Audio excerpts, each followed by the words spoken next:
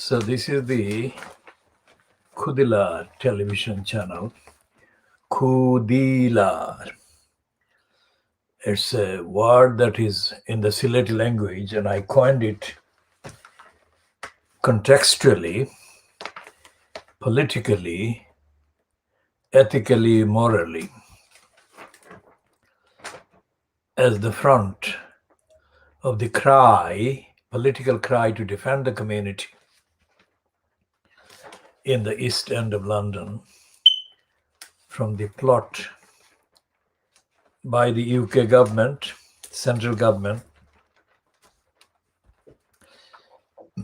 carrying out the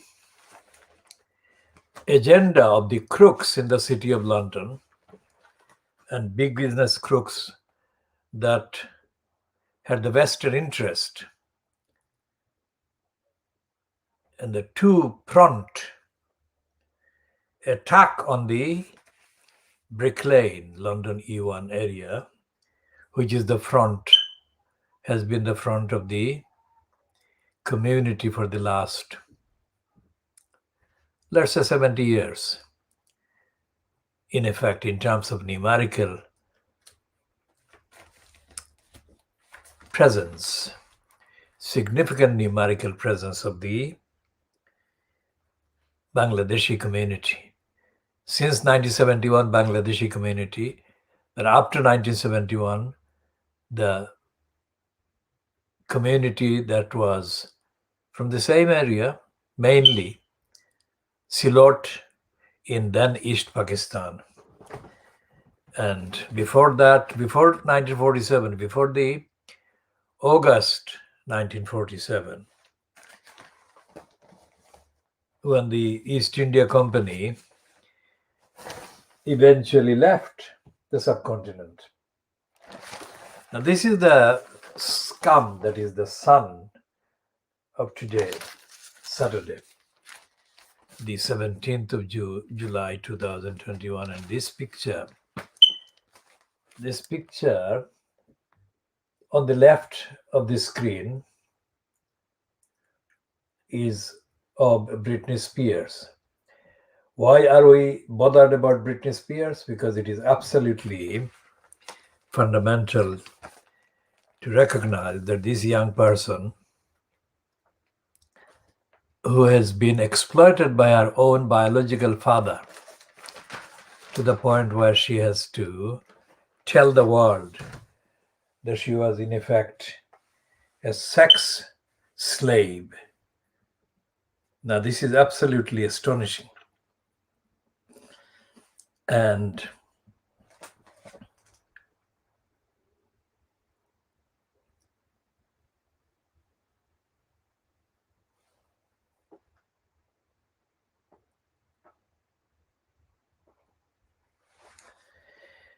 we shall be talking about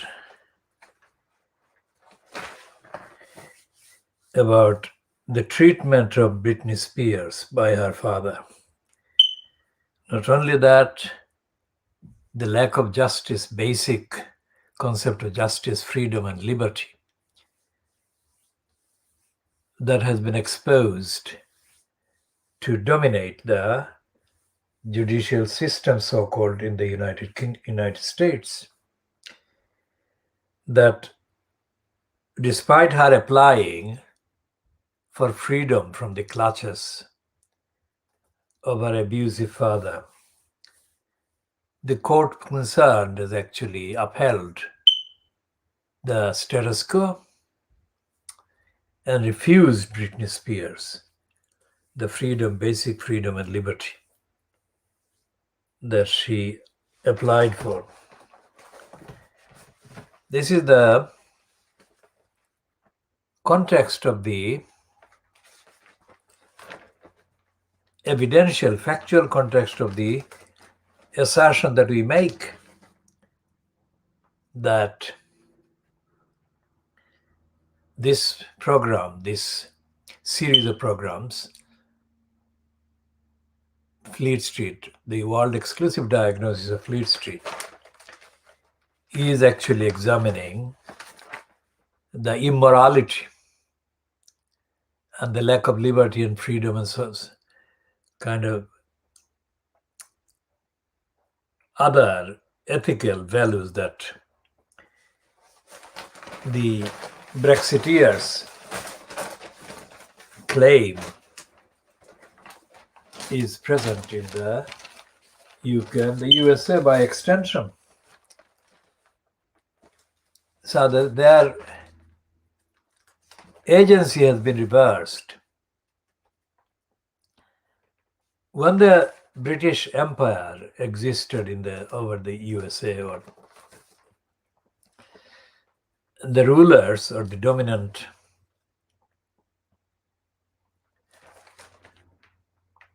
kind of power in the equation was the British one. And when the revolution took place, it became reversed. And since then, the United States of America has been the dominant partner in the equation. And the special relationship phrase is something that is cultivated over and over again by the United Kingdom, regardless of who or what the party political kind of control or regime is at the time.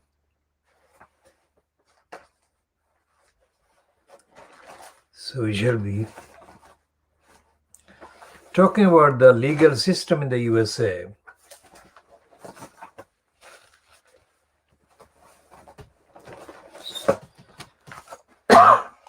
Which is actually based on what is called the English common law. And as has been exposed in the refusal by the so-called judge to grant the application to Britney Spears to be let off from the clutches of her father. The corruption in the USA, in the judicial system, is based on the corrupt English legal system, so-called. We say English because although the United Kingdom, within quotes, is made of England, Scotland, Wales, and Northern Ireland, the dominant kind of character in everything that is presented as being that of the UK is actually based on the Little English assumption. Little English assumption being that Little England is bigger in every respect or in every kind of measure than the whole of the rest of the world. That is the measure of stupidity, lunacy and idiocy and ignorance and corruption. So the judge and judiciary, whatever, in the USA,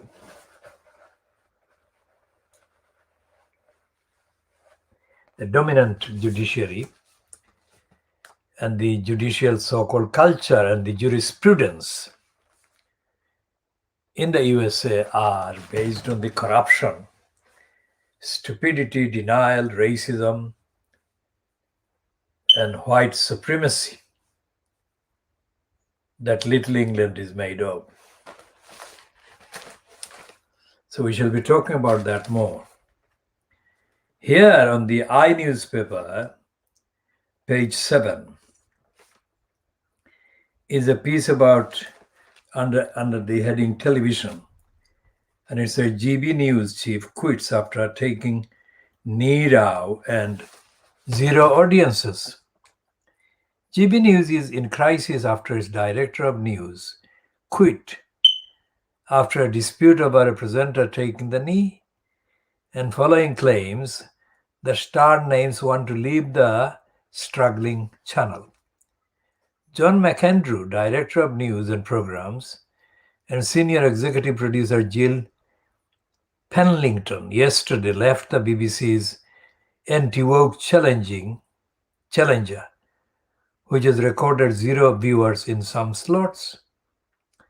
The departure of McAndrew and Miss Penlington, respected figures within the television industry who oversaw the station's troubled launch, capped a day of chaos. Presenter Guto Hari was suspended after taking the knee on air in a gesture of solidarity against racist abuse suffered by England players. GB News' own Twitter feed suggested Mr. Hari's gesture, which prompted a backlash from viewers, was an unacceptable breach of our standards. The Hari dispute, the spelling is Harri. The Hari dispute divided presenters and producers, with some defending the former BBC journalist's right to freedom of expression. More ideological wing believes GB News should be a battering ram in the culture wars and are fighting to take editorial control of the station. Mr. McAndrew had sold GB News as a mainstream channel that would give a voice to regional communities overlooked by other media, and is believed to be unhappy at the ideological direction in which the channel was heading. Now, McAndrew, if he has been living in the UK, whether within quotation marks or not, for the last 10 years, 20 years, 30 years, should have known logically, reasonably, rationally, that anything that Andrew Brilopad Neil is associated with must be treated with a very long barge pole. So McAndrew himself was overhyped, despite the fact that he's unfit for purpose. He didn't know how stupid GB News was going to be.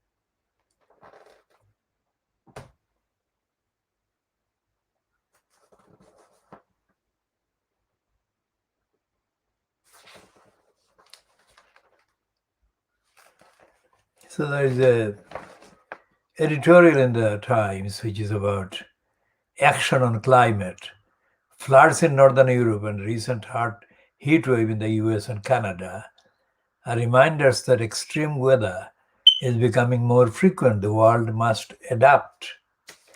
Stupid morons. World must take urgent actions, you morons.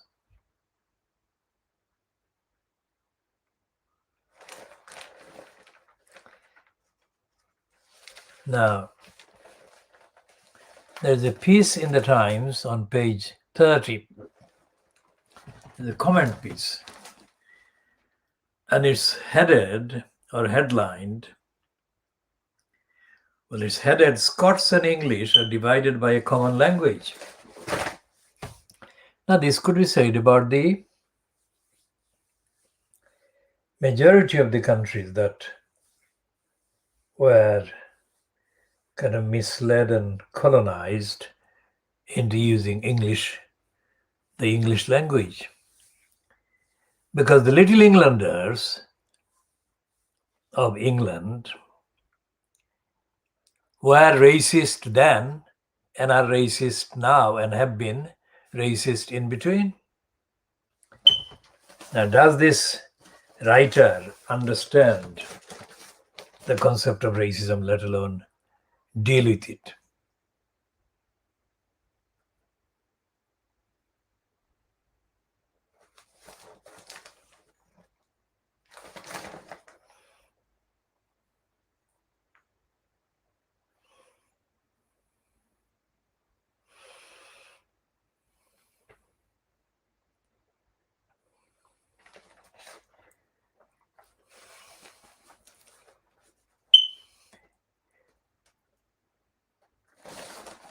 And she says that somebody called David Cole, Coull,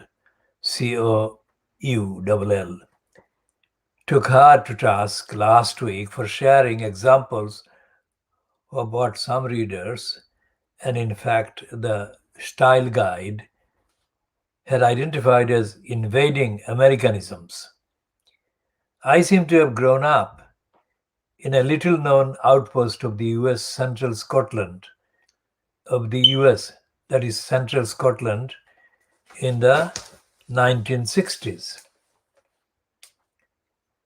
Bathroom for lavatory, likely, probably, smart, clever, mad, angry, bangs, fringe, were normal vocabulary, and we didn't even watch much American television.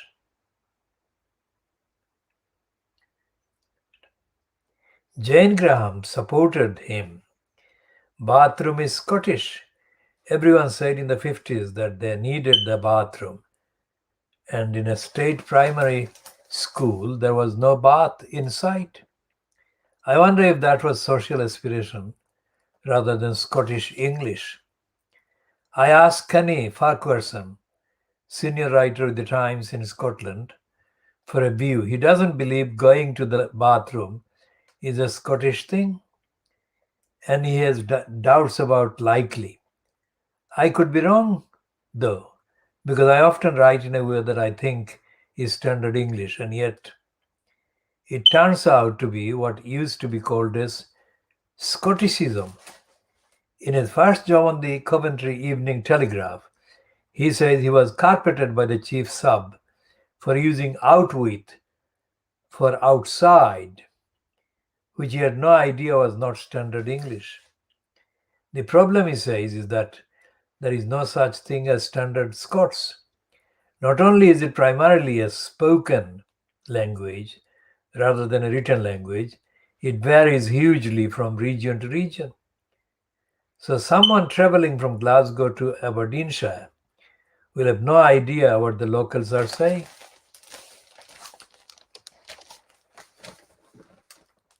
And it goes on. So that is the summary of the actual issue. And Thomas Babington Macaulay is once again exposed as an idiot, a racist idiot at that.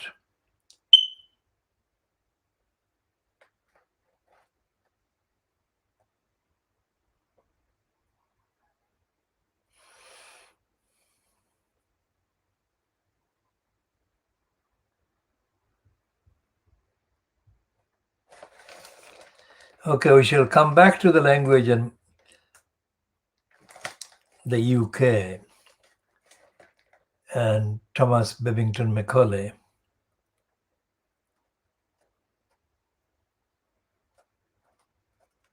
After Pretty Protection, she is commenting on Daniel Finkelstein writing on Priti Patel.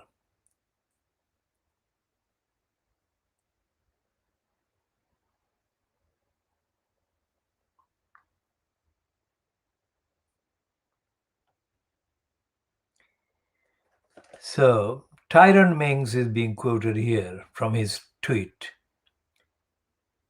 You don't get to stoke the fire at the beginning of the tournament by labeling our anti-racism message as gesture politics and then pretend to be disgusted when the very thing we are campaigning against happens. Next to Daniel's column appeared Peter Brooks's cartoon, a depiction of Patel in an England shirt being gagged with face masks with the caption, "An argument for mandatory masks." There was something of a kerfuffle in response from people who saw this as either racist or unkind to women or both. This cartoon is racist, misogynist, plain nasty, Nick Sankey wrote. Is she the wrong type of brown for the times? Can you imagine if that had been done with Tyrone Mings instead of Priti? Would that be okay? Or for that matter, Diane Abbott? The point being, of course, that it couldn't have been about Mings or Abbott. Priti Patel is Home Secretary. The only characteristic of hers that was being mocked, and it's not protected unlike sex or race, was her talent for sounding off. It's a political cartoonist's job to hold politicians to account for their failings. Being female or of ethnic minority is not a get out card. Now, that is the last sentence, that is, short one, is absolutely correct. Again, we shall talk more about Priti Patel.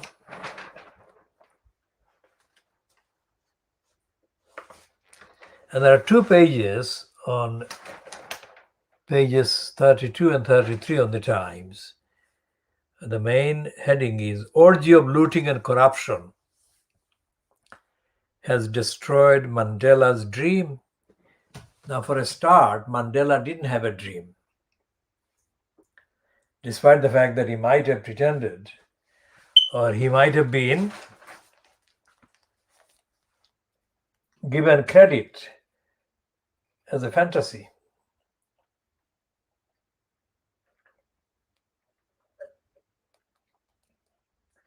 Mandela did not leave South Africa with a dreamlike legacy.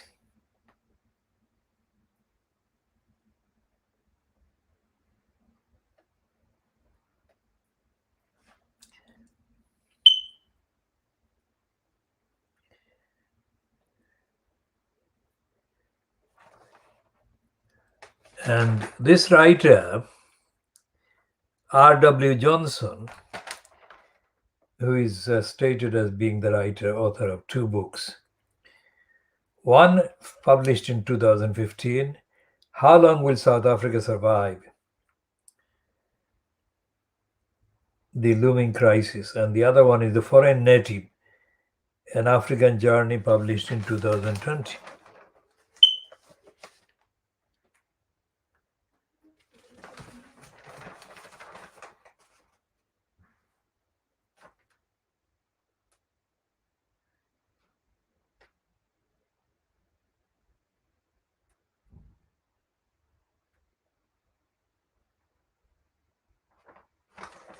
And here is the piece that is actually news, because I didn't come across this statement that Ghislaine Maxwell was married. Let's see when the Times says she was married.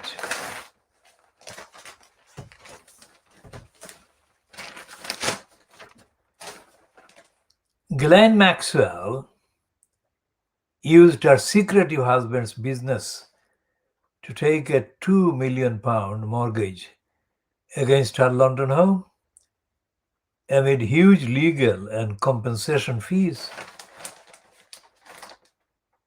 The Times can reveal the London house is where Prince Andrew allegedly had sex with Virginia Roberts' giraffe, then a teenager. Documents obtained by the Times show that when Ghislaine Maxwell struck a confidential compensation deal with Giraffe, a £2 million charge was placed on the three-story home by a company owned by her husband. It is unclear why Maxwell decided to opt for this agreement, which mortgage experts consider highly unusual. The deal provides fresh evidence about Maxwell relying on her husband's finances. She married Scott Bergerson, a US entrepreneur, in 2016, so that's when she was married. Their relationship remained secret until Maxwell was arrested by the FBI following an international search last year. The charge was signed in June 2017, weeks after Maxwell agreed an out-of-court settlement with Giraffe in a defamation case. So Giraffe had sued Ghislaine Maxwell for defamation. Giraffe had accused Maxwell of procuring underage girls for sex with the financier Jeffrey Epstein. Maxwell denies all allegations of wrongdoing. The defamation suit alleged Maxwell instructed her spokesman to attack Giraffe's honesty and truthfulness, and to accuse her of lying.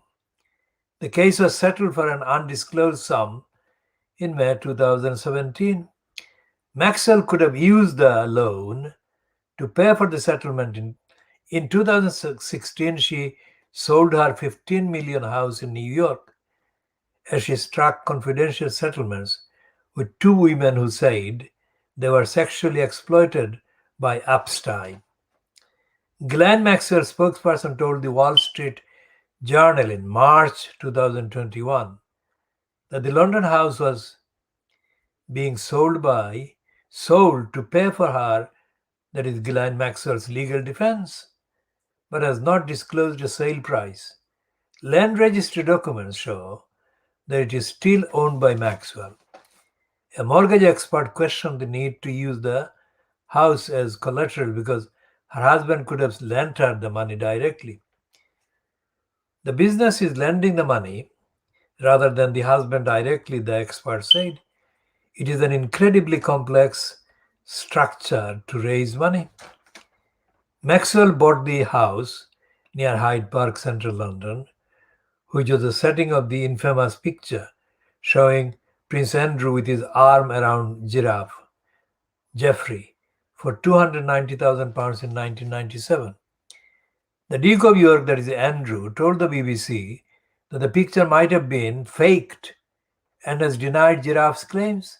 The $2 million loan was provided by Pleaston LLC. Pleaston, company owned by Bergerson, that is Maxwell's husband. The mortgage expert said the loan was unusual as the money lent would be higher than the value of the property, exposing the lender to a financial loss in case Maxwell was unable to repay it. Another possible outcome is that with such a large mortgage, the house would be effectively worthless, making it harder for creditors to obtain money. It is unclear if that loan was repaid, but the charge on the house was removed from land registry documents in 2020. The year Maxwell was arrested, she is now in a New York jail awaiting trial for allegedly sex trafficking. Maxwell, through a spokesperson, declined to comment. Bergerson was approached for comment, but obviously Bergerson has not commented to the Times. Maxwell exhibited convenient and near total amnesia of her time with Epstein and regularly failed to recall highly incriminating facts. Lawyers for one of our accusers alleged in court documents unleashed yesterday. The documents come from the civil lawsuit filed by Giraffe Jeffrey in 2017. Maxwell cannot even recall a single flight on Epstein's jet with Miss Jeffrey, even though logs show that Maxwell had 23 flights with Miss Jeffrey while Miss Jeffrey was underage, the document said. Now that's the daughter of Robert Maxwell, the multimillionaire thief who stole the pension funds of the Mirror Group newspaper employees. Now she's unable to remember anything, any encounter, any presence, any flight with Virginia Jeffrey.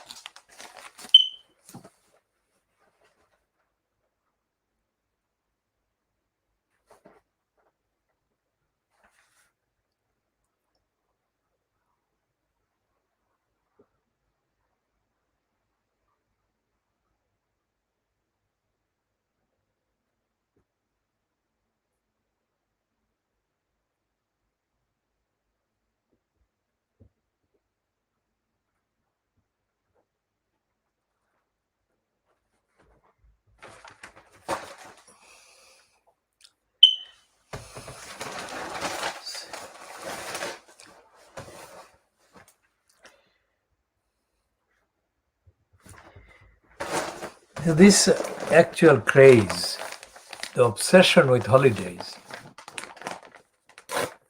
there is no such thing. There is absolutely nothing comparable to the craze for holidays. There is nothing like this craze to be found anywhere in Asia. Even the Chinese, who are rapidly imitating the Western culture,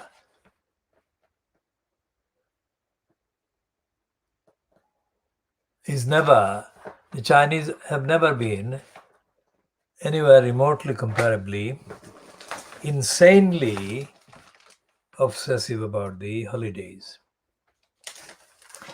So the newspapers today, including The Guardian, their central theme is holidays. That holidays have been abandoned. Holidays have been put at risk, destroyed by the lockdown, the easing of the lockdown and the not easing of the lockdown.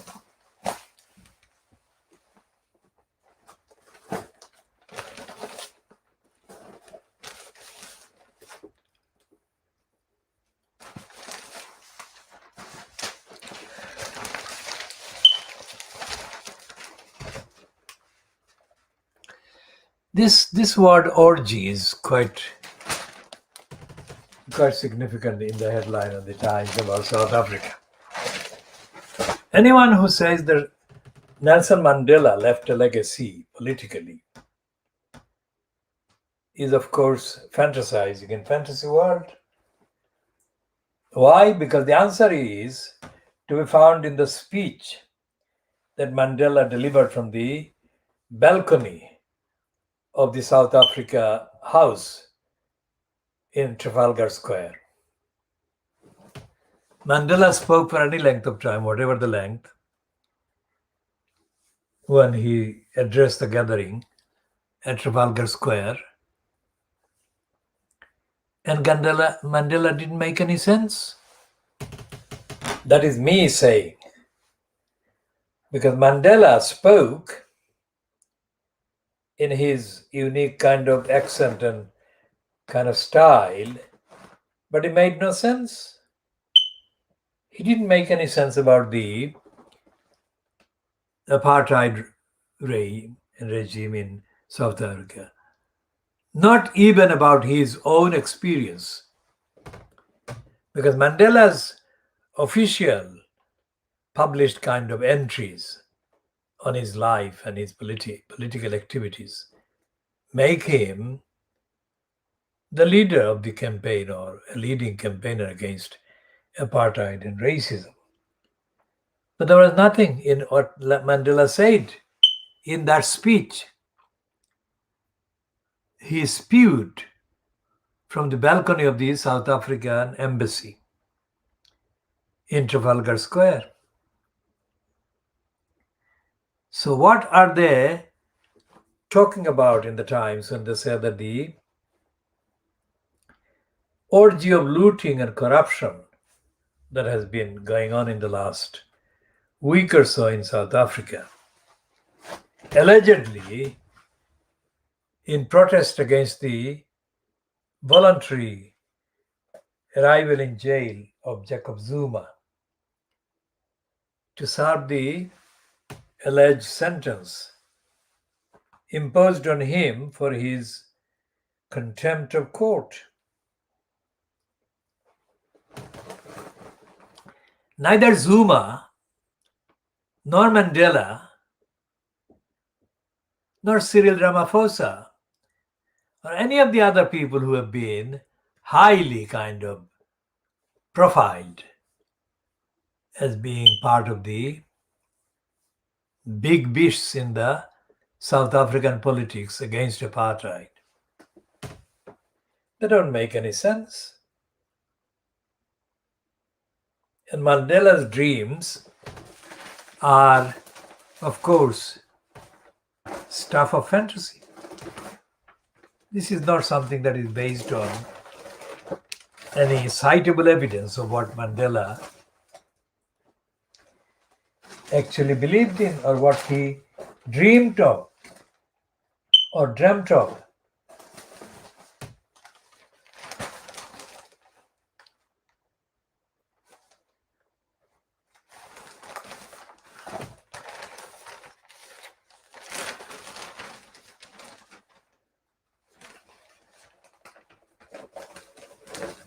So that's the two-page spread on the Times about Mandela. And Mandela is being invoked as the kind of moral icon to counter the immorality and the orgy of violence and looting and corruption in South Africa. We shall go back to South Africa later, but this is the front page of the Times today. Again, it's sick-makingly obsessed about holidays. Why and when did this holiday thing become such a deeply central thing in the psychosis of the English or the British?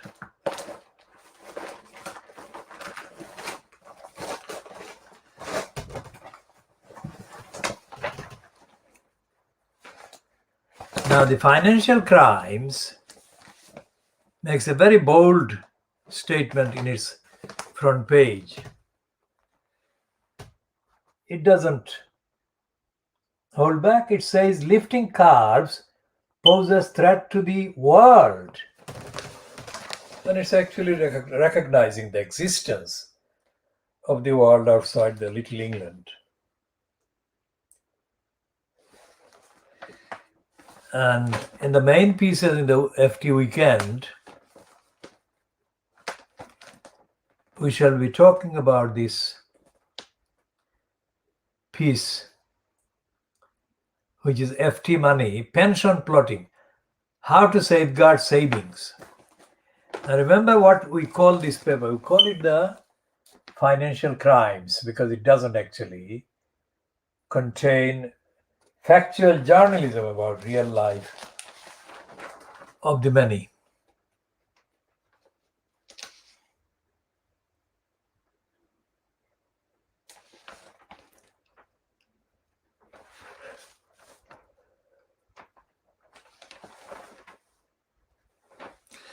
And it has got a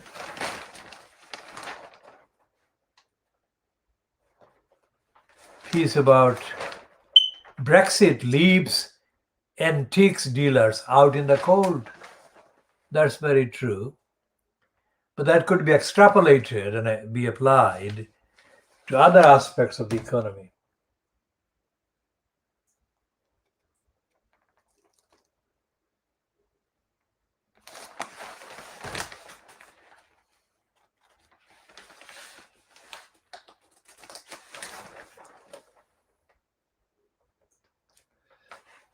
And back to South Africa in the Financial Times on page 8, it says unrest and looting coordinated, says Ramaphosa.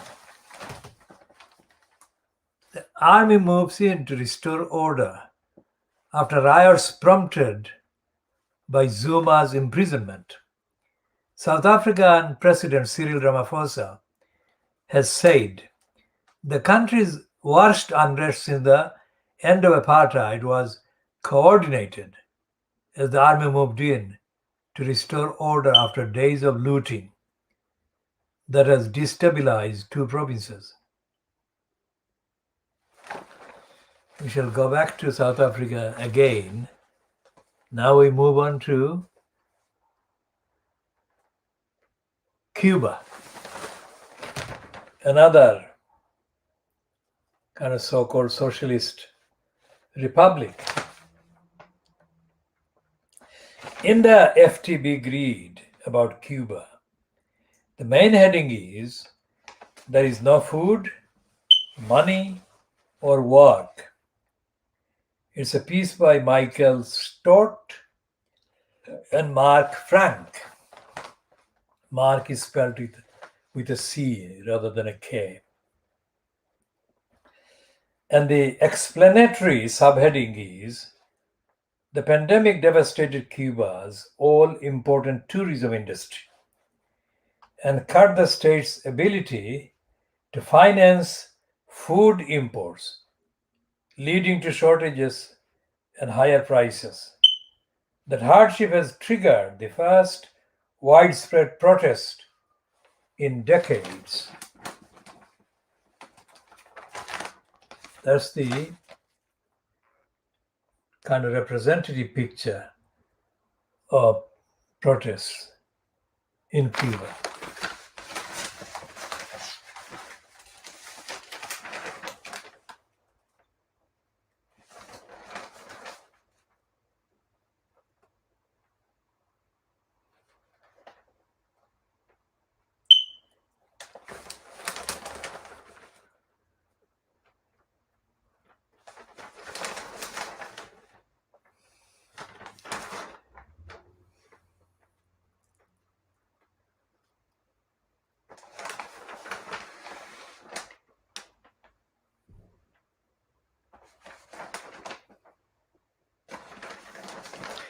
So there is a profile, the cult fashion designer returns. Profile on a woman that is being described, overhyped, as the cult fashion designer. Now let's reassess the role of the financial crimes. The reason why we call it the financial crimes is absolutely sick-makingly oblique and secretive and ticklish beyond endurance. It doesn't tell the truth directly. It tickles.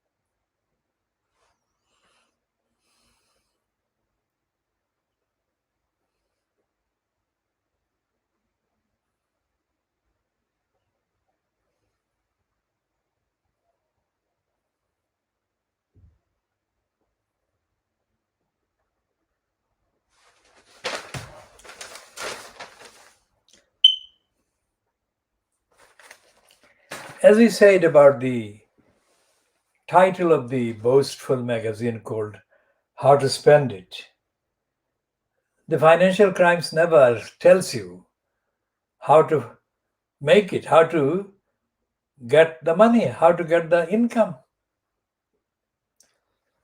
So this is the title that is priced, cover price is £4 on Saturdays, which is the weekend edition so-called for the Saturday and the Sunday.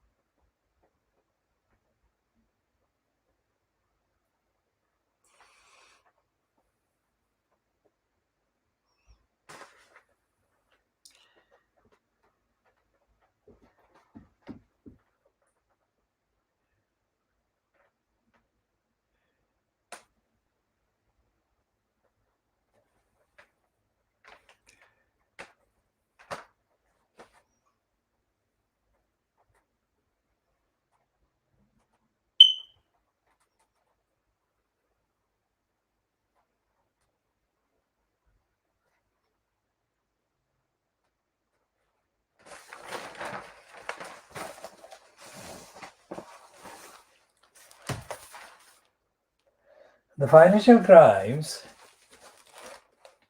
costs £4. One newspaper costing £4. It is beyond the reach of the many.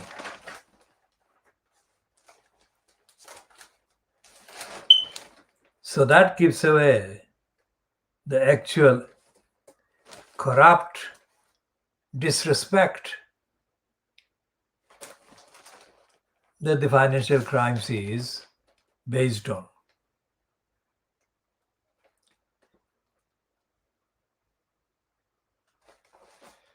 And here is on the iNewspaper on page 9, another sick-makingly stupid heading. Holidaymakers may lose thousands because of app, that is the software. And the app they're referring to is, of course, this one called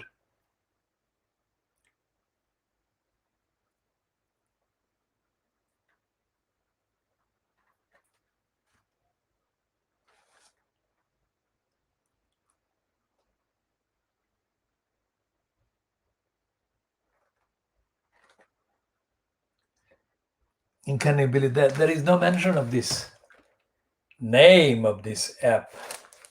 There is nothing in paragraph 1, no name in paragraph 2, no name in paragraph 3, no name in paragraph 4, no name in paragraph 5,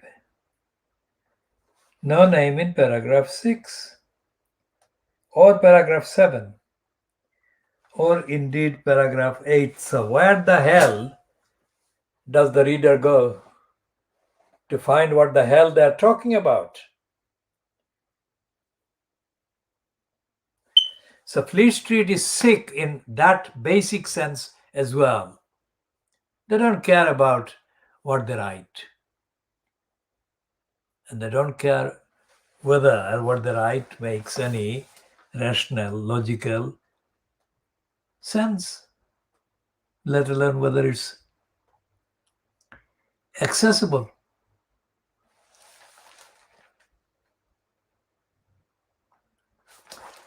It is, of course, the thing called ping.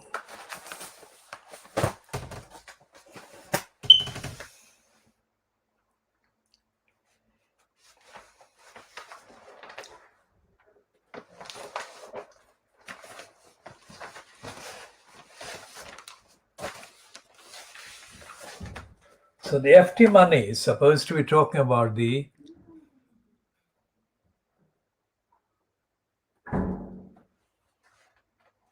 action that you can take to protect your retirement savings.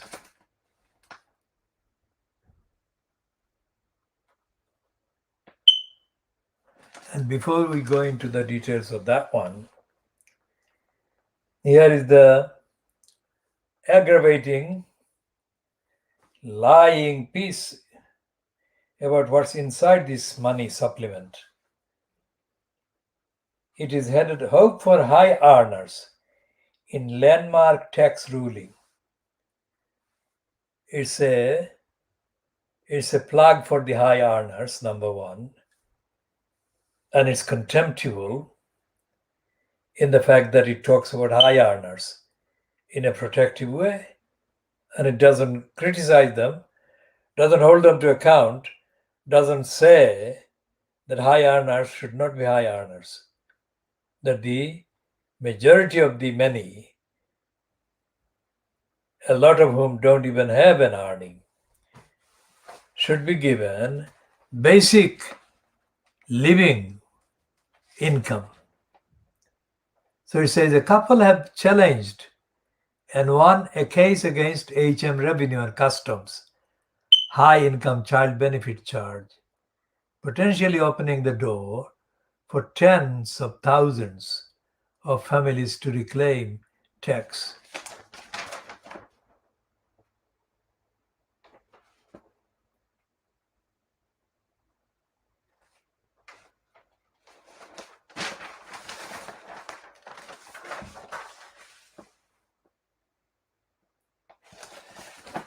And it said the child benefit ruling sparks widespread concern.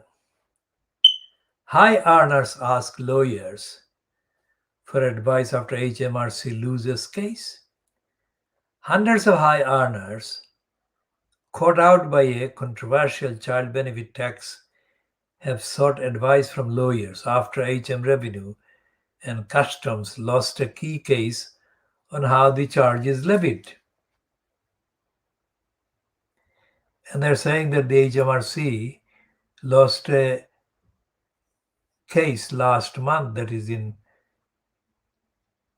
June 2021, at the upper tribunal, an appeals panel, which could entitle tens of thousands of middle and high earnings families to reclaim money paid under the so-called high income child benefit charge.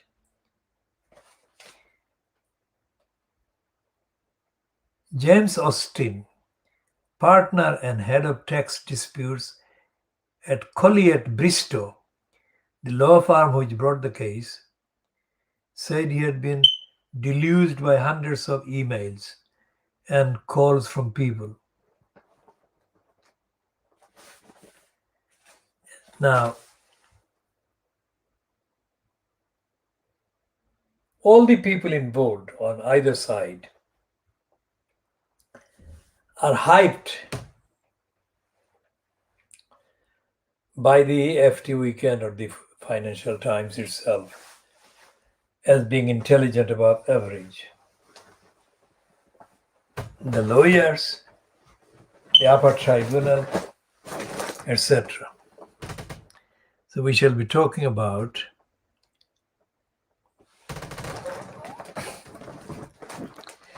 the financial corruption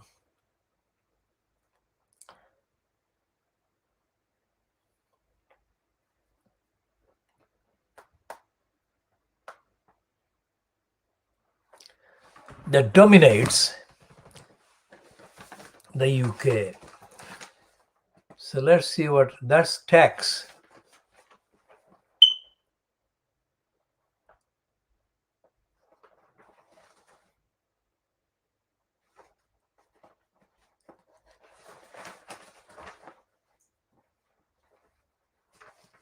And here on pages 6 and 7, they've got 2 pages under the heading How to Tackle 5 Key Pension Threats.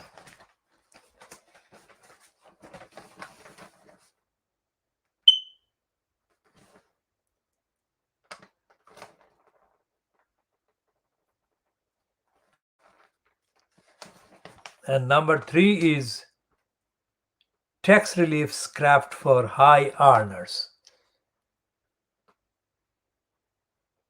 Number 4 is the tax-free lump sum.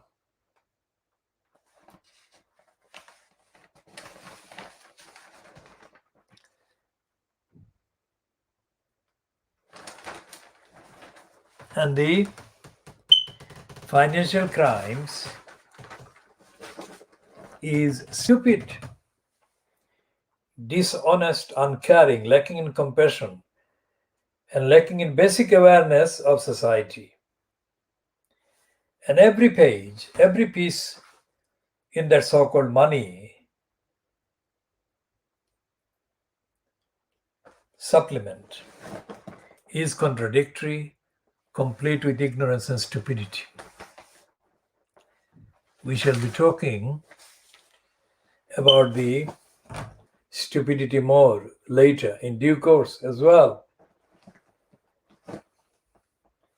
If we look in the context of this program, which is coming from, which is being broadcast by the KhoodeelaarTV television channel, and the Khoodeelaar campaign, by definition, is a campaign defending the community in the East End of London. And in the East End of London, as in most of the East London area, significant numbers of people in the ordinary community are from Africa and Asia. Or if they are not born in Africa and Asia, they are of African and Asian origins. And by demography, as a result of that, significant numbers of people on the locally cited councils, so the councils across East London, starting from Tower Hamlets and running through Newham, Waltham Forest, Redbridge. These are places where among the electors, significant numbers of electors in these areas are of African and Asian backgrounds and origins.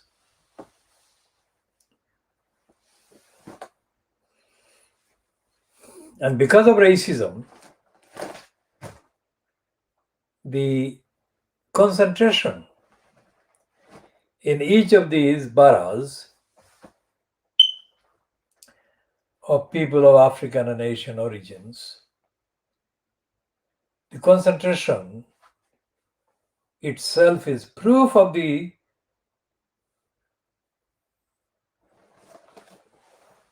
brazen, persistent racism that dominates the ordinary demography in London.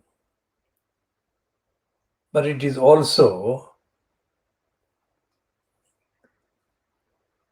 a trap for the people of African origin, people of Asian origin, the trap that is set there against economic, social, environmental liberation. Whatever the detailed reasons, these demographies, these populations in these boroughs create an endless cycle of mutual denial and destruction and stupidity being inflicted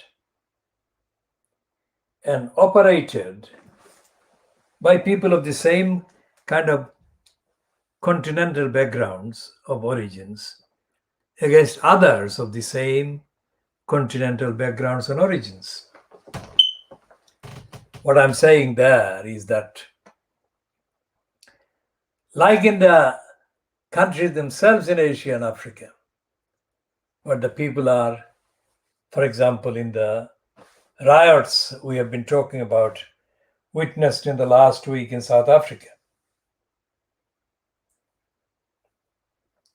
the victims of the riots and the rioters are all mainly African,